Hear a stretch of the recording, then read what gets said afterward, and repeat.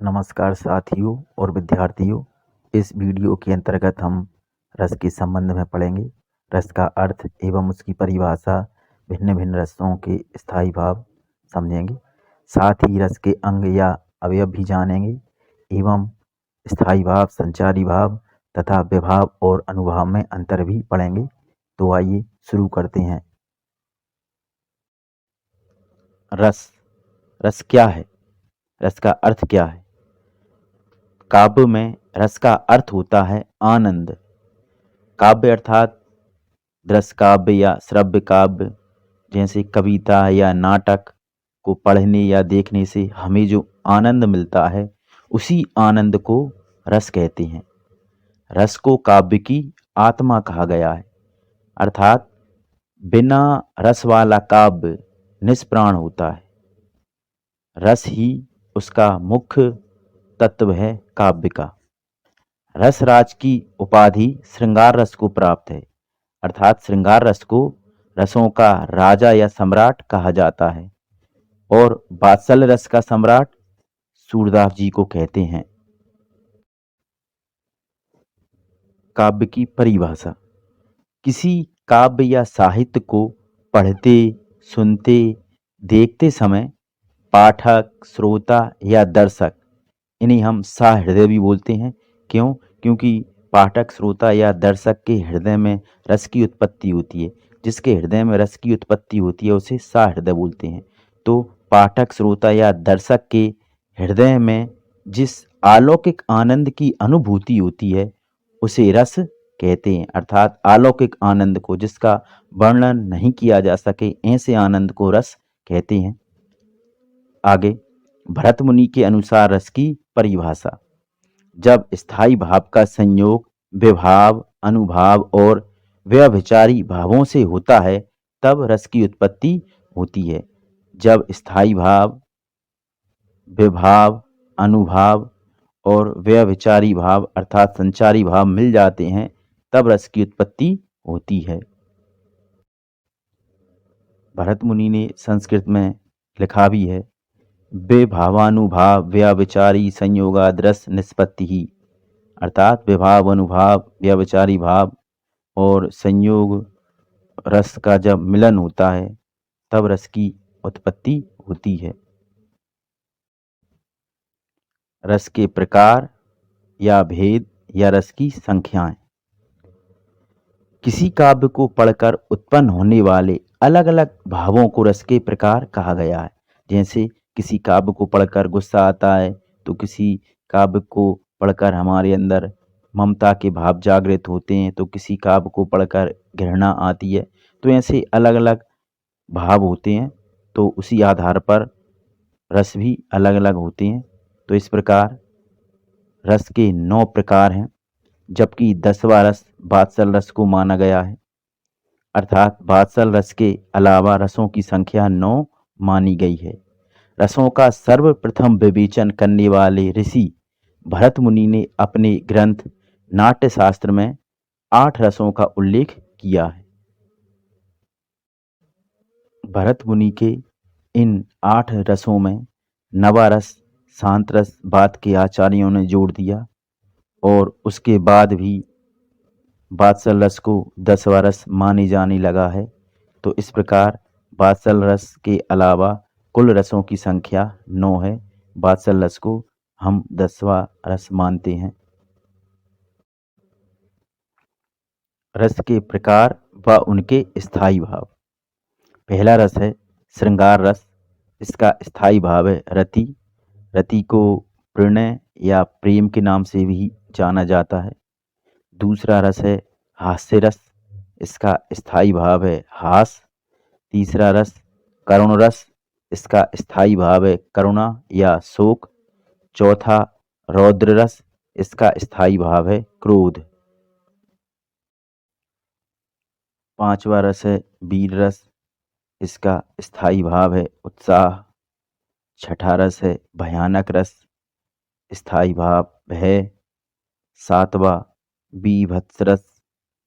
स्थायी भाव जुगुप्सा या घृणा। आठवां अद्भुत रस। स्थायी भाव विस्मय।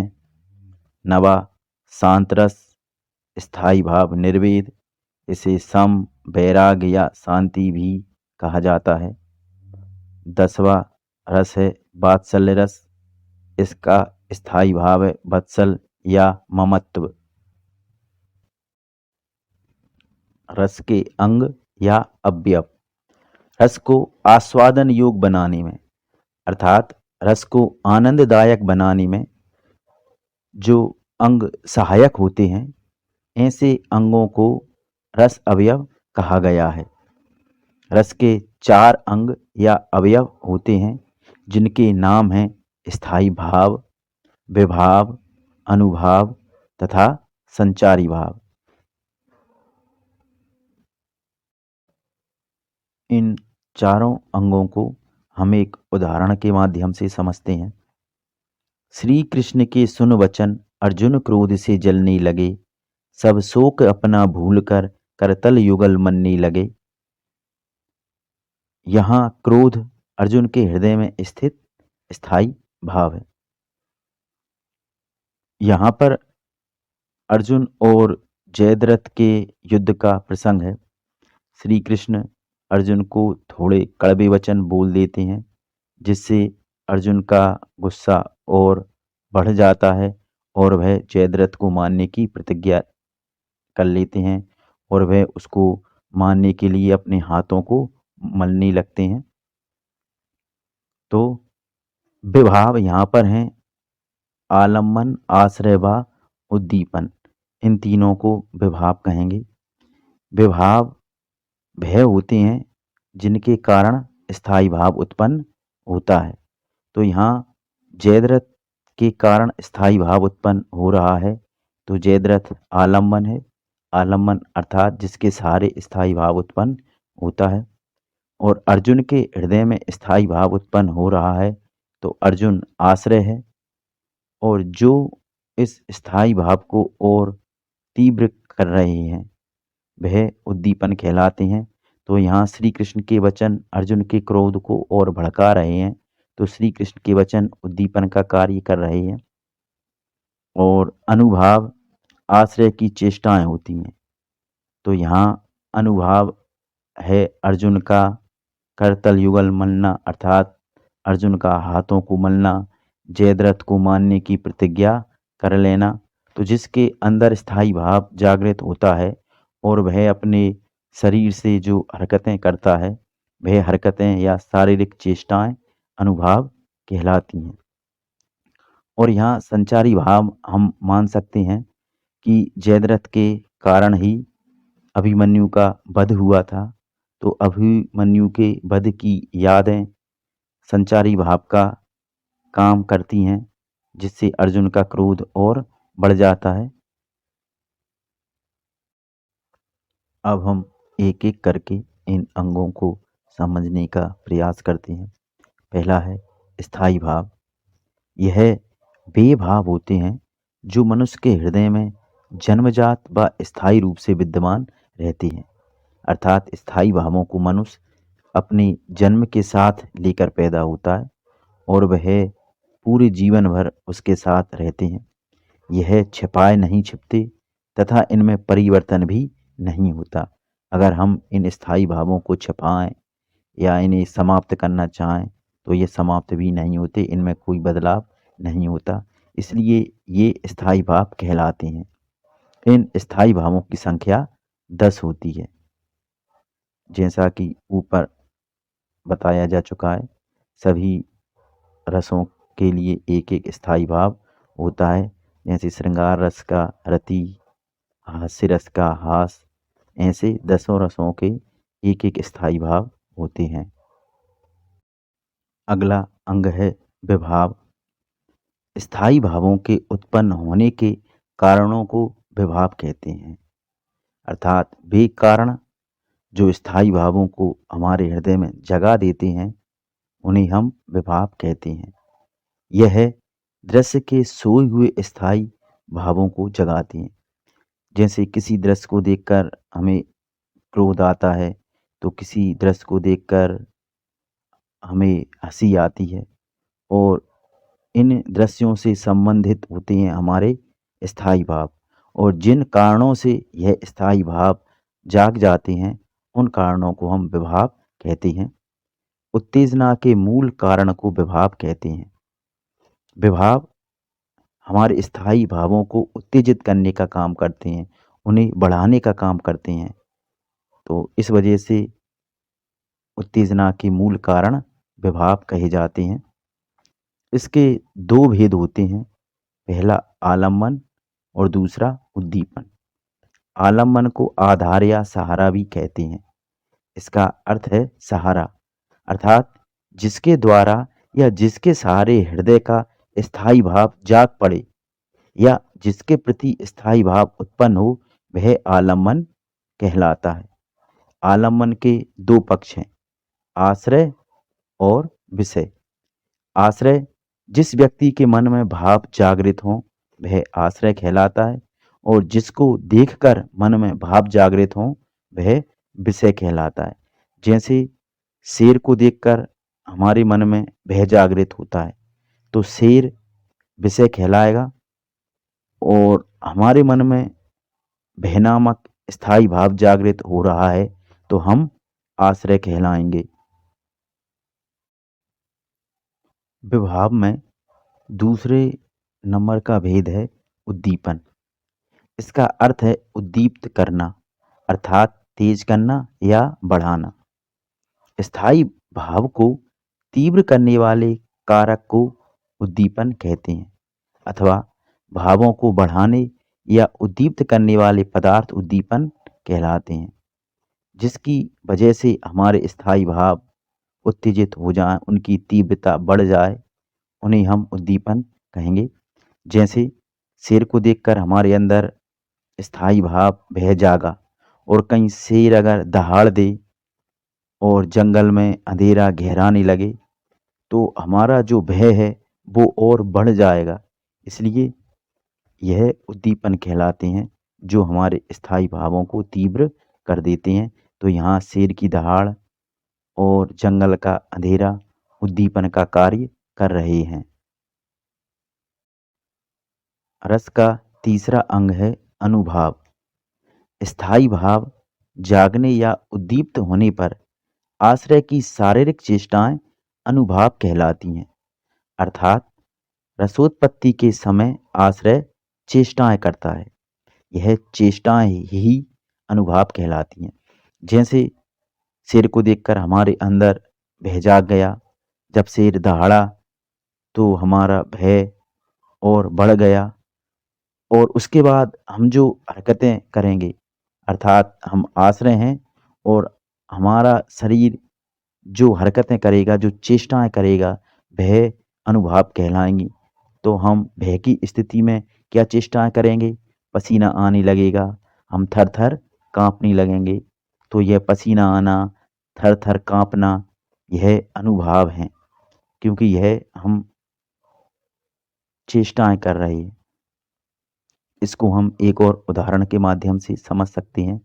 जैसे जसोदा हरि पालने झुलावे, हलरावे दुलरावे मलहावे, जोई सोई कछु गावे।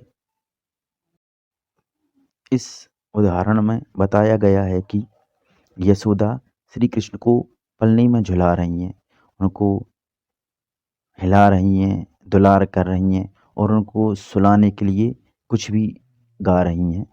तो यहाँ कृष्ण आलम्बन है, क्योंकि कृष्ण के सहारे ही माता यशोदा के हृदय में स्थायी भाव जागृत हुए। तो आलम्बन अर्थात सहारा, जिसकी वजह से स्थायी भाव जागृत होते हैं। और यशोदा या जसोदा आश्रय हैं, क्योंकि इनके अंदर स्थायी भाव जागृत हो रहे हैं। और श्री कृष्ण का पलकें मूंदना या अ, सोते समय उनका व्याकुल होना, या नींद ना आना, या नींद का बार बार खुल जाना, तो ये सब माता यशोदा के उस ममत्व को, उनके वात्सल्य को और बढ़ा देती हैं। तो यह उद्दीपन का कार्य करती हैं, श्री कृष्ण की आंखें मूंदना और उनका व्याकुल होना। यहाँ हर्ष और शंका संचारी भाव हैं। माता यशोदा शंका में आ जाती है, मेरा बेटा क्यों नहीं सो रहा। या जब वो आंखें खोल लेती हैं फिर बंद कर लेती हैं तो बड़े ही सुंदर लगते हैं। तो माता यशोदा के मन में हर्ष भी आ जाता है कि उनका बेटा कितना प्यारा है। इसी प्रकार जो यशोदा जो चेष्टाएं कर रही हैं, जैसे कृष्ण को पालने में झुला रही हैं और गाना गा रही हैं, तो यह चेष्टाएं ही अनुभाव कहलाती हैं। रस का चौथा अंग है संचारी भाव। आश्रय के चित्त में अर्थात जिसके हृदय में स्थायी भाव जागा है, जिसको आनंद आ रहा है, उसके चित्त में उत्पन्न होने वाले अस्थिर मनोविकारों को संचारी भाव कहते हैं। इनकी संख्या 33 होती है। इनका वह विचार कार्य है, अर्थात स्थायी भाव की सहायता करने के बाद अपने आप को छुपा लेते हैं, इसलिए इन्हें व्यभिचारी भाव भी कहा जाता है। स्थायी भाव के कुछ उदाहरण हैं 33 में से निर्वेद अर्थात उदासीनता, शंका, हर्ष, स्मृति आदि संचारी भाव हैं जो स्थायी भाव को पुष्ट करने वाले हैं। संचारी भाव स्थायी भावों को पुष्ट करते हैं और यह अस्थिर होते हैं। क्यों? क्योंकि यह मस्तिष्क में आते हैं और स्थायी भावों को पुष्ट करके चले जाते हैं। यह लंबे समय तक मस्तिष्क में बने नहीं रहते, इसलिए इन्हें अस्थिर मनोविकार कहा गया है। जैसे मान लीजिए कि शेर को देखकर आपके मन में भय जागा, भय हुआ स्थायी भाव। अब संचारी भाव यहाँ पर क्या हो सकता है? जैसे आपको स्मृति आ गई, कोई चीज़ याद आ गई कि 1 साल पहले इसी जगह पर शेर ने किसी एक इंसान को खा लिया था, तो वह स्मृति संचारी भाव का काम करेगी। और कहीं आपको शंका हो गई कि शेर मुझे देख रहा है कहीं से और मेरे ऊपर झपटने वाला है, तो यह शंका भी स्थायी भाव का काम करेगी। तो यह शंका और स्मृति आएँगी और आपके भय को और पुष्ट करके चली जाएँगी। लेकिन भय लंबे समय तक आपके मस्तिष्क में रहेगा, जबकि वह शंका और स्मृति अपना काम करके चली जाती हैं। इसलिए इन्हें अस्थिर मनोविकार कहा जाता है, संचारी भावों को। संचारी भाव व स्थायी भाव में अंतर। पहला अंतर, स्थायी भाव जन्मजात होते हैं व चित्त में स्थिर बनी रहती हैं, अर्थात यह हमें जन्म से मिलती हैं और हमारे मस्तिष्क में बनी रहती हैं। जबकि संचारी भाव परिस्थिति के अनुसार घटते और बढ़ते रहते हैं। जैसे शेर ने किसी को खाया था, वो याद आ गई बात और फिर उसके बाद वो चली गई। तो यह परिस्थिति के अनुसार संचारी भाव आते हैं और अपना काम कर कर चले जाते हैं। जबकि भय हमें जन्म से मिला है और हमेशा हमारे चित्त में रहता है, लेकिन सोई हुई अवस्था में रहता है। दूसरा अंतर है, प्रत्येक रस के लिए एक निजी स्थायी भाव होता है। जैसे श्रृंगार रस का स्थायी भाव है रति, हास्य रस का स्थायी भाव है हास। तो ऐसे हर एक रस का एक एक निजी स्थायी भाव होता है, जबकि एक रस के लिए कई संचारी भाव हो सकते हैं। जैसे स्मृति, वो हास्य रस में भी आ सकती है,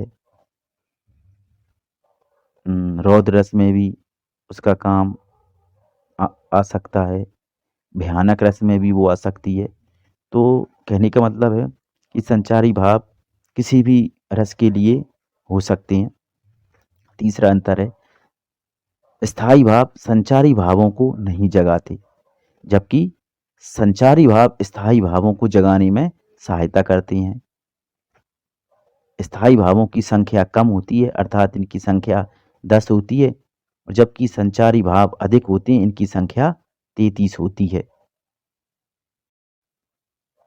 अगला अंतर है, स्थायी भाव ही जागृत व पुष्ट होकर रस में बदल जाते हैं, जबकि संचारी भाव स्थायी भाव को पुष्ट करके उसी में विलीन हो जाते हैं, अर्थात स्थायी भाव में ही वो मिल जाते हैं, जबकि स्थायी भाव रस में बदल जाते हैं।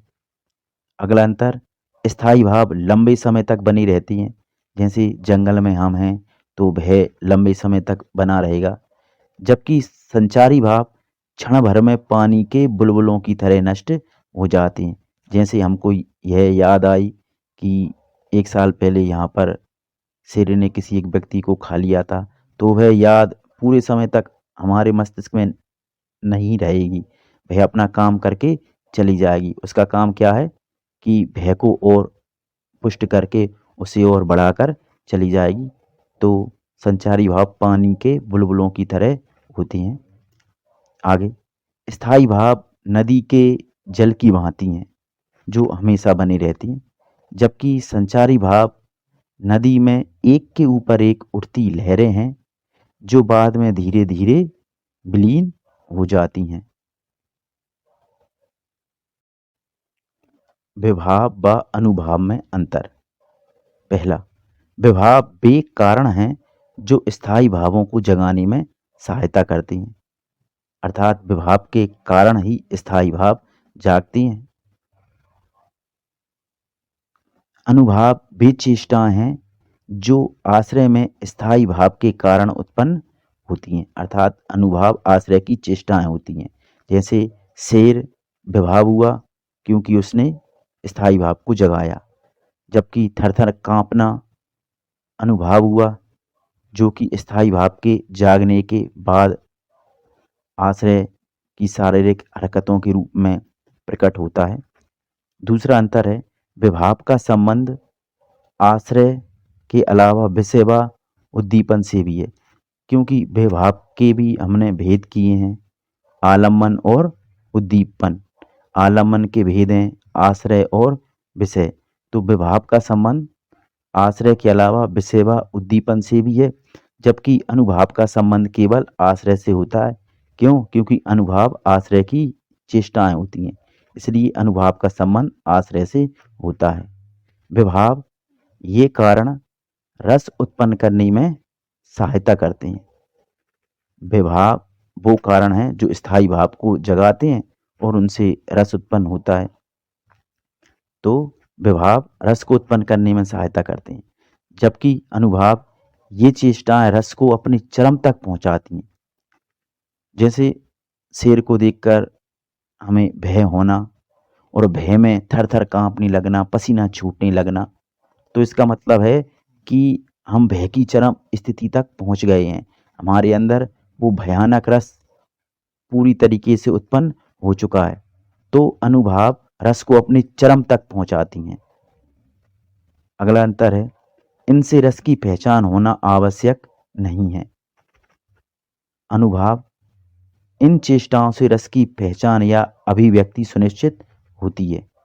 तो शेर की आवाज़ सुनकर जब हम थर-थर काँप रहे हैं, पसीना छूट रहा है, तो हमारी चेष्टाओं से पता चल जाएगा कि हमको भय लग रहा है, हमारे अंदर भयानक रस प्रवाहित हो रहा है।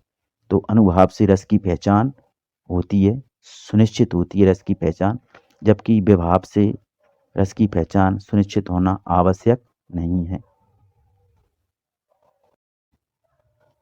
उम्मीद है आप सभी को समझ में आया होगा। इससे आगे की पढ़ाई हम अगली वीडियो में करेंगे। वीडियो में अब तक बने रहने के लिए आप सभी का धन्यवाद। जय हिंद।